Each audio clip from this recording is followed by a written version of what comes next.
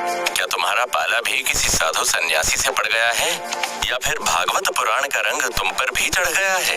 हाँ पन्ना, आज मेरा मन बहुत खुश है। उस विराट पुरुष परम परमेश्वर का जो ज्ञान राजा परीक्षित को जीवन के आखिरी दिनों में मिला, वो मुझे अभी से ही मिल रहा है। देखो, मुझे समय मिल गया अपना जीवन सुधारने का। भगवान की बड़ी कृपा हो गई। ये सोच सोच कर मेरा मन भक्ति भाव में रम गया है। धुलने लगा है वो सारा मैल जो मन की दीवारों पर जम गया है। अब मैं भी राजा परीक्षित की तरह ही भगवान विष्णु की लीलाओं को सुनना चाहती हूँ, उनके स्वरूप, उनके अवतारों के बारे में जानना चाहती हूँ। फिर तो तुम बिल्कुल ठीक समय पर आई हो।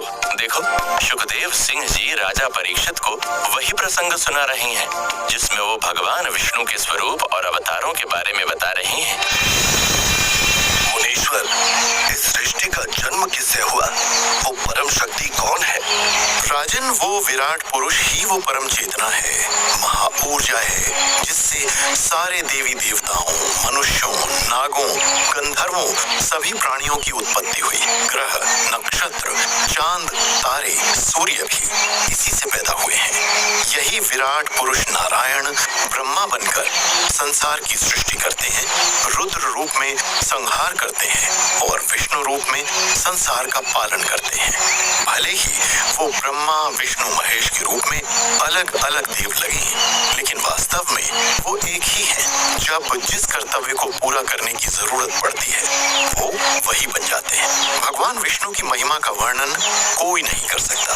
उनके परम तत्व को जानना बहुत कठिन है। मैं वर्षों तक कठोर तप करने के बाद भी उनकी महिमा को पूरी तरह नहीं जान सका।